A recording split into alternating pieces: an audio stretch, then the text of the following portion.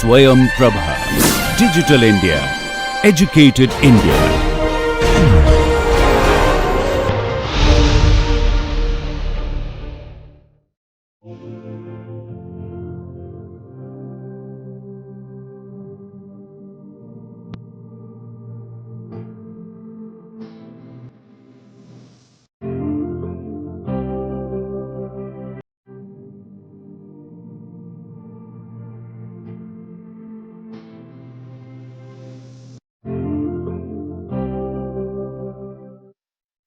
Welcome to the third lecture session of Module 2, in which we are discussing about strategic training. In the first two lectures of this module, we have discussed about the concept of strategic training and then the process of strategic training. In today's lecture, we are going to discuss on the different models of strategic training. Now, what are these different models? And why we need to understand the different models of strategic training. Most of the companies desire their learning or training function to be designed in such a way in order to provide some courses and programs to all the employees, irrespective of their functional areas, locations, business units or divisions. So this is one way, like we need to design the program. So also the companies may want that the training needs that are provided could be very specific to the needs of the business unit and the product line. So very unique needs of the business unit and product line. So what I want the training program to deliver may depend on like what is my focus. So the focus could be like irrespective of everybody gets training, irrespective of where the person is placed or what are the functions they're involved in, what are the business units. So that could be a very generic aspect of giving some training. But again, there could be some specific training which the companies want some very specific departments to receive based on their very unique functions. In order to reach these objectives, the training needs to be designed in certain way. We have to follow certain models which will tell the dynamics between the trainer and the trainee, how many trainees can be addressed at a particular point of time, what will be the mode of delivery, and who all are involved, what is the chain of processes, what is the environment, whether it is like inbound training within the organization or it is an outbound training. So number of decisions needs to be taken. Also decisions regarding how the outcome of the training needs to be evaluated. So when these decisions are to be taken and based on the objectives that we want to reach, whether it is training given to everyone or it is a very department specific training, then we have to design it in a particular way which suits this particular objectives. The way that we design the training program are known as the different models that the organizations follow. Accordingly, there are top 5 models of organizing strategic training. So we'll see these 5 top models are faculty model, customer model, matrix model, corporate university model, and business embedded model. So each one of them have their particular objectives to be reached, particular aspects of training that they answer, and it has of course certain limitations also. So when we'll be discussing about each of these models, we'll try to see what aspect of like the need for training it addresses and what is the design it is there, and also we'll see its limitations. So let us know about each of these training models. So whenever we are talking of a faculty model, this model employs a structure like a college. The training department under this model is headed by a director under whom there are staff of experts with highly specialized knowledge of a particular topics or skilled areas. This model has particular strength in that, in terms of availability of expertise, and programs of training are planned around the areas of expertise. But what the drawback maybe of this training program is as it is pivoted around the availability of the faculty members and the expertise that they have. It is moving around that, the expertise, or it is like banking on the expertise of the faculty members who are there. So it may be so that it is not mapped to the training needs of the company, and that's why the faculty members may end up giving training based on what they can train about and not what the organization really needs a training on. So this gap, based on if it is not mapped with the company's needs of training, then the trainees may not be motivated if the training content does not match with the business needs. Now we'll see how does it work. Like in the faculty model, we have a director of training to whom very specialized areas of training that you find groups of faculties like safety training, quality training, technology and computer system training, leadership development training, and sales training. These are the different expert specialized areas under which there are faculty members, and the training regarding these could be given. So it is a generalized model based on the availability of faculty members on which the training is given.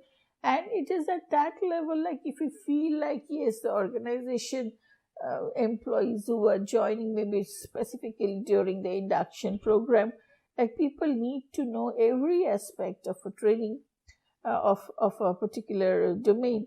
They need to know about safety, they need to know about quality, technology, then sales, and how to function as a future leader. So if this generalized kind of training is required, then you have your domain experts in each of these domains, and then the training serves its purpose.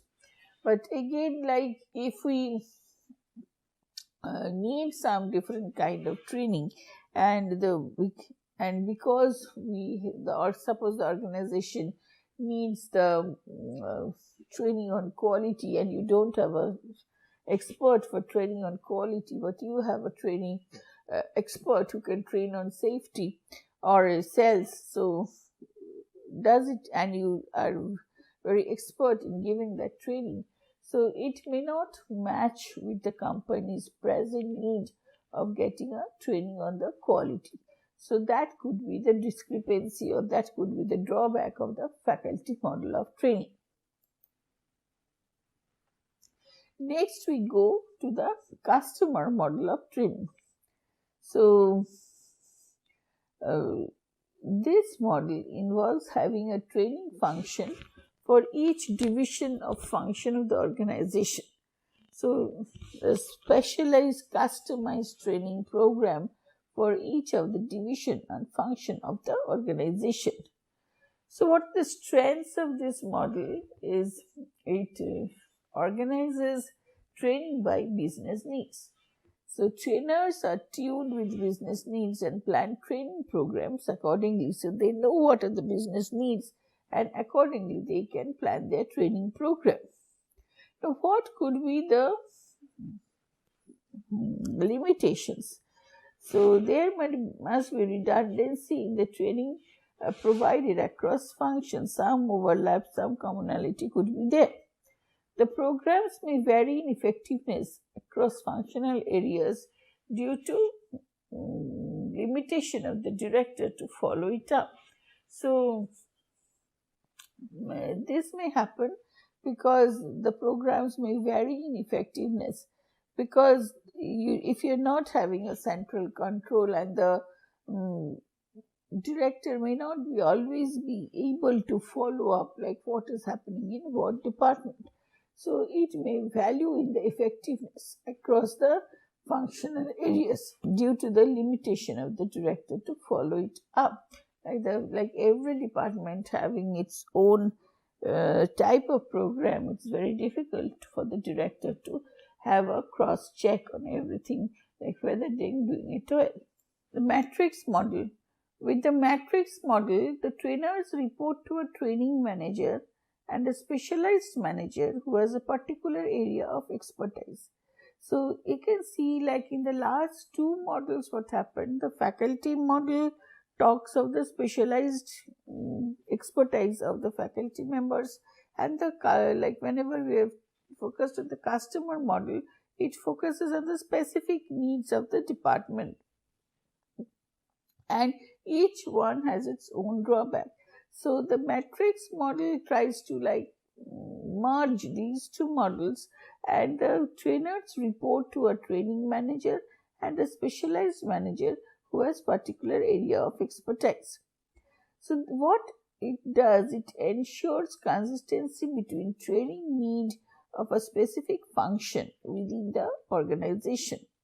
Certain advantages of this model are: it improves the coordination of the trainers, it expands the expertise of training for distinct functions in the firm, and it motivates participation between parties in different functions.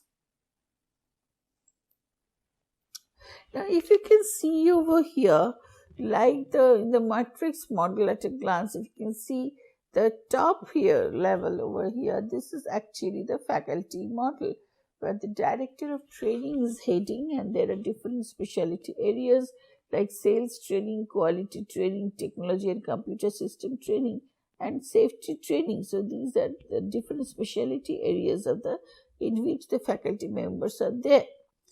And here you'll find this is the customer model, where the business functions for which training are required are like marketing and productions and operations.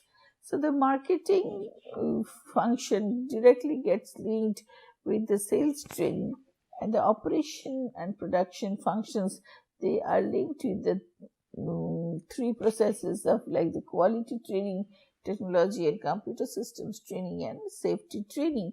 All these specialty areas rather become inputs to the business functions training for production and operations. Now, what could be the constraints of this model? The major constraint of this model are the perception that the training is forced may lead to more time spent discussing than implementing the training. It may cause more time constraints for trainers because of having to report progress to training managers and functional managers. So, reporting to two trainers based on their particular need, it requires more time, and that's why there may be time constraints. Corporate university model. So, this is where like it is the training center is like designed like a university. So this model includes employees, managers and stakeholders outside the company, including universities, community colleges, high schools and graduation schools, the grade schools. An organization, what it does, it uses this model and focus training programs on topics that reinforce the company's culture, values, best practices, policies and processes. So what it does, there is a specific university kind of where the employees go through a certification course at different levels of graduation, and they like try to imbibe this knowledge in their day-to-day practices. So it helps to maintain corporate competitiveness as markets change. So it reinforces company culture by consistently disseminating the company's ethos and brands, because you are there in that culture itself, and the company has more control over teaching methods to better match with different learning styles. So the corporate itself is designed like an university, just like an university like gives, there's a course, there's a curriculum, and there is an evaluation, and there is a constant feedback on the students performance, and also the teachers can see the growth of the students, and they were in the positive points and the negative points also.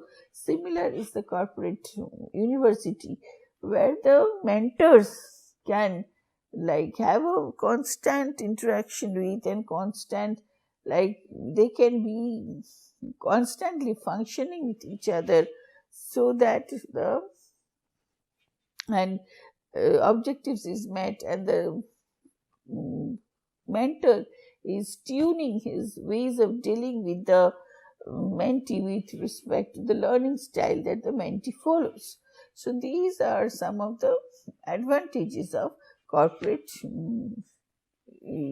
university model, where the training center, so much importance is given to the training process, training and development process by the organization, like it develops itself as an university where people are like getting formal degrees.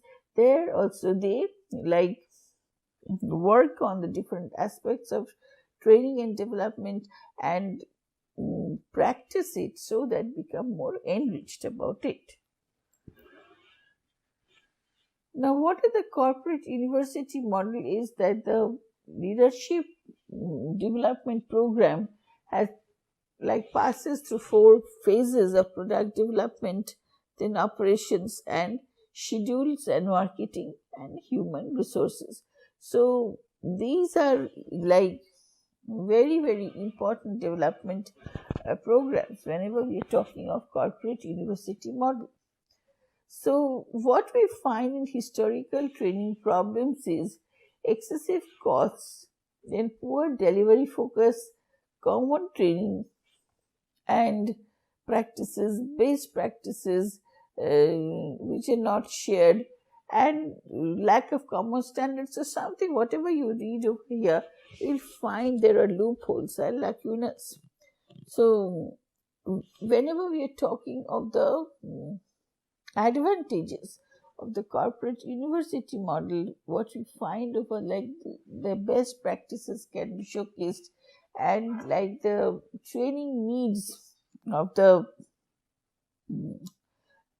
business can be aligned with the training needs of the individuals. So integrating training initiatives. So if you know like the for like this set of program, these are the special qualities of training required, as you have seen in the matrix organization, then they can integrate the training initiatives to like bringing in like it, if it is like a course content and a syllabus developed, and what subject you are going to learn one after another. So if that kind of calendar is developed, then the different training initiatives could be integrated also.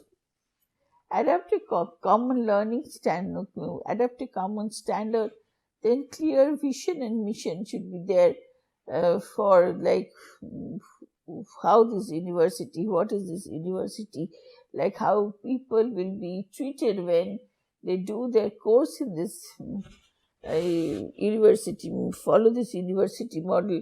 So what are the advantages on both the parties needs to be very clearly defined.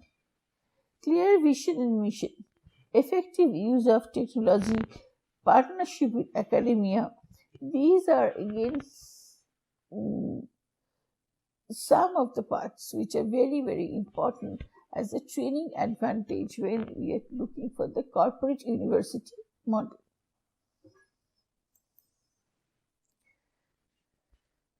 Now, what are the different steps whenever we are talking of corporate university model?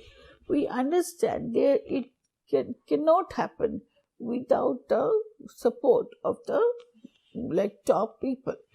So the senior managers and business form a governing body with responsibility to develop a vision for the university. So what the university wants to do, how the university wants to train, this needs to be guided by the top managers. The vision is fleshed out, the vision statement is linked to business strategy. Third is the company decides how to fund the university. It is very important because whenever we are developing an university for a learning program, we understand it will be a continuous process. And for that, the program to become a continuous process so that there is a constant flow of money to carry on those activities, that is very important. It cannot so happen like in next semester or the next term I'll scrap off certain subjects because this year there has been no takers and we tell we are running an university.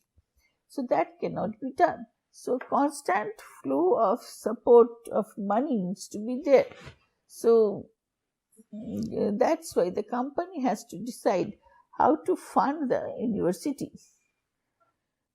The fourth step is the company determines to the degree to which all training will be centralized. So what kind of training will be centralized and what could be not centralized, due to what reason, this needs to be there.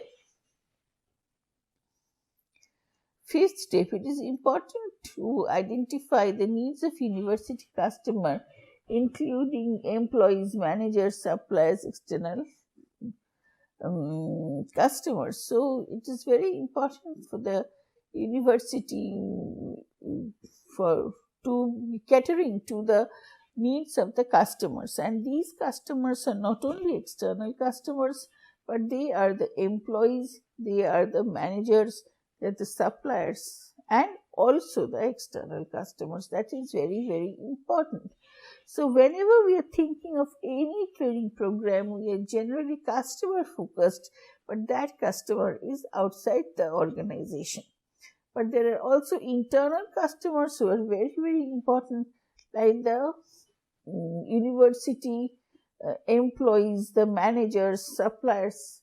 So these are also important customers, internal customers, and each one will have its specific needs, which you need to again maybe map together with the needs of the external customer, and then the organization is going to decide on how to proceed with these needs. But before we decide to proceed, identifying these needs are very important.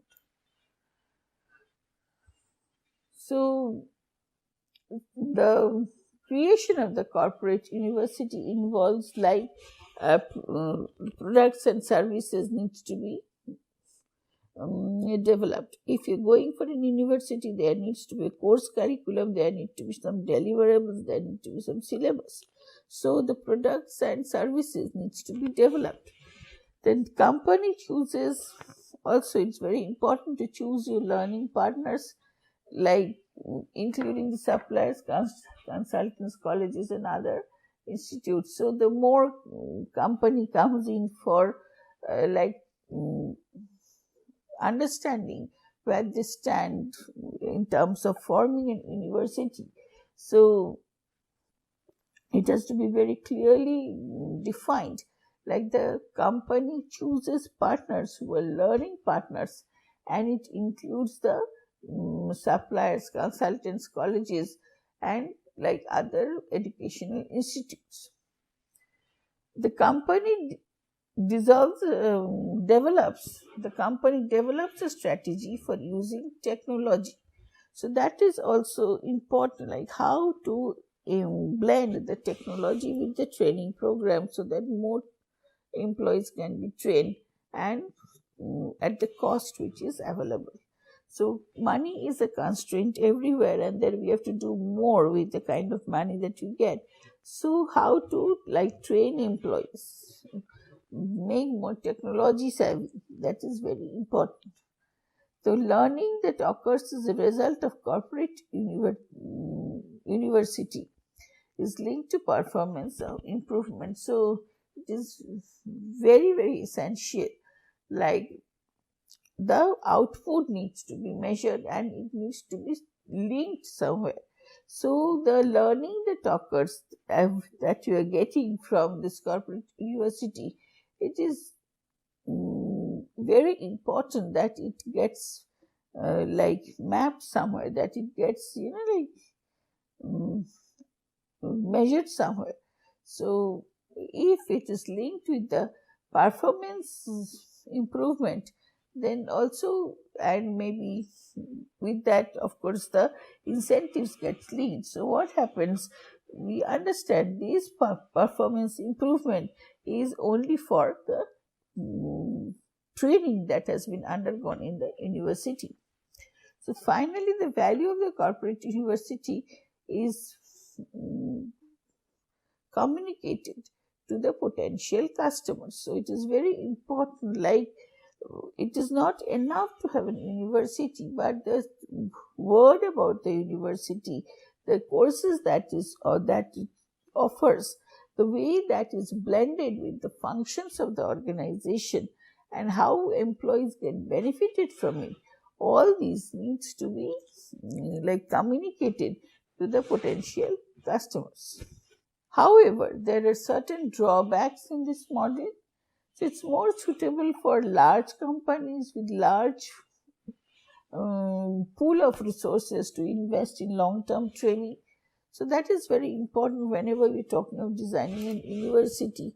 So it is mostly suitable for large companies where the resources are also ample pool is there from where you can select, and also there is constant flow of money also, that is very important.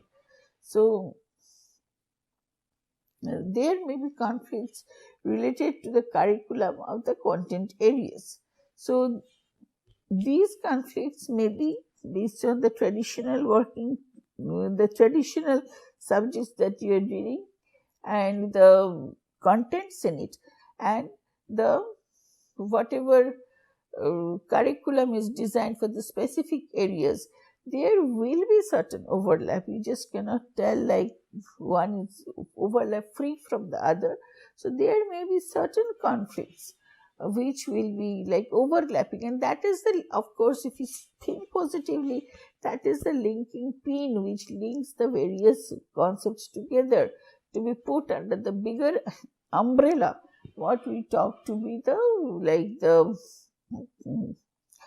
metrics organization or the customer organization or the faculty based organization. So every smaller things needs to come together at a common point, so that we can understand this forms the togetherness. But in order to do that, of course, there will be some overlap and overlap between the areas, and also maybe what the student is learning now as a part of training and what he has already undertaken and come to join the organization. So there could be conflicts regarding curriculum content areas. So, and also it is challenging for the organization to ensure successful remote management, because here there will be two trainers, and the university head is there, and again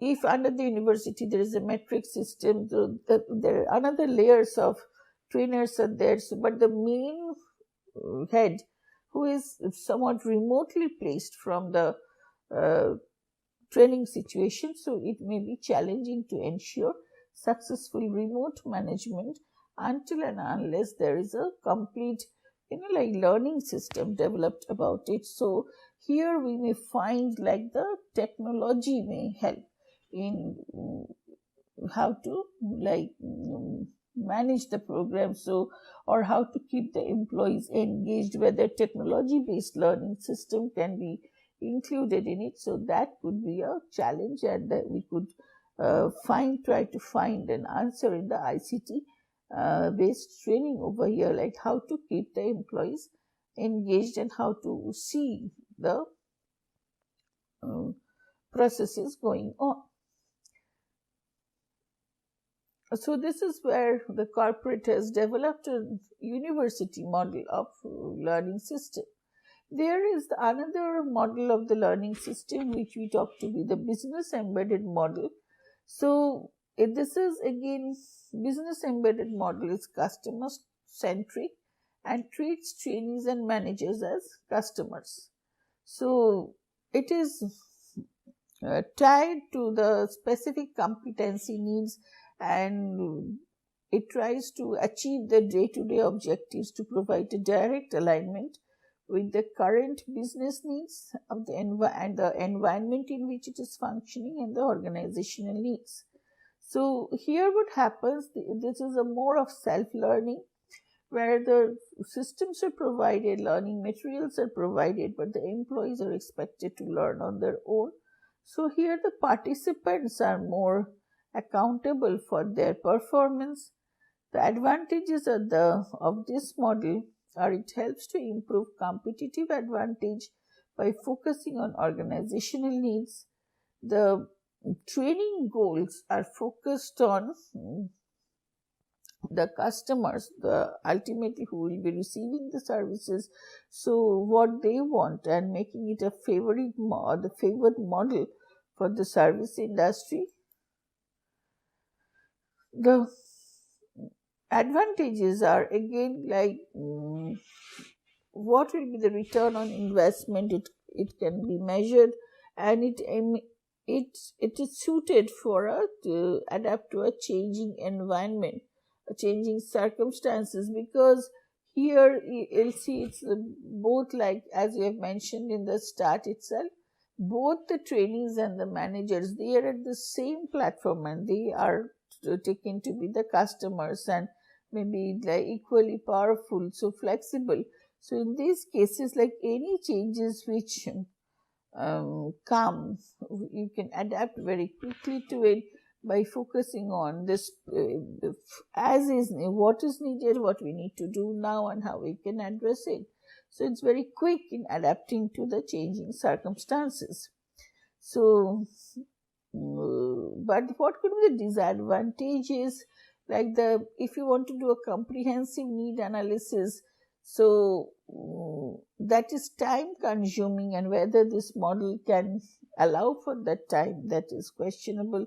So many organizations neglect to perform training evaluation, but that is very important to understand whether your training program is yielding results. And there could be waste of resources, because what appears to be like your short term focus may not be giving you fruitful results in the long term. There could be overlap in the practices also, and then so that may lead to waste of resources. So organizations need to be careful about it. So what are the strategy like features of this modeler? Like there are strategic directions, understanding of product life cycles, product designs, structural versatility, product delivery, accountability for results. So what you see, like it is like more focused towards the product life cycle, and like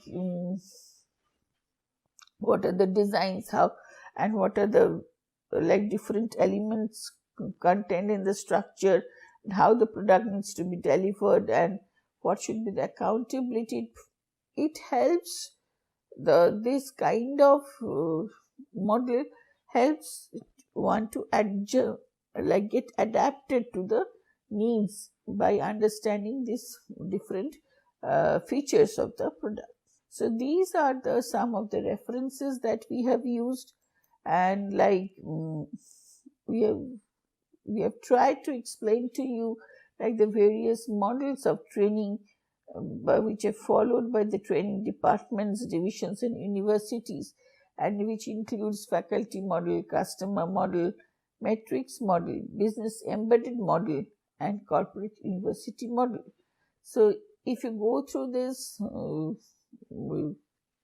lecture session, you'll get to understand like what are the different strength points of each of these model, where it is used, and what are the weaknesses also, and how you can overcome these weaknesses by forming a hybrid model.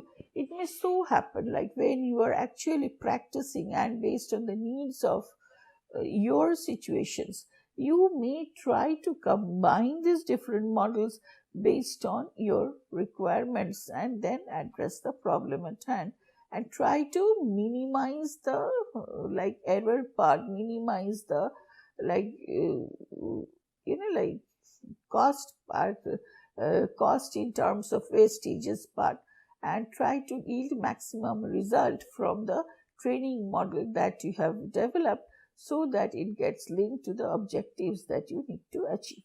Thank you. Meeting you in the next session.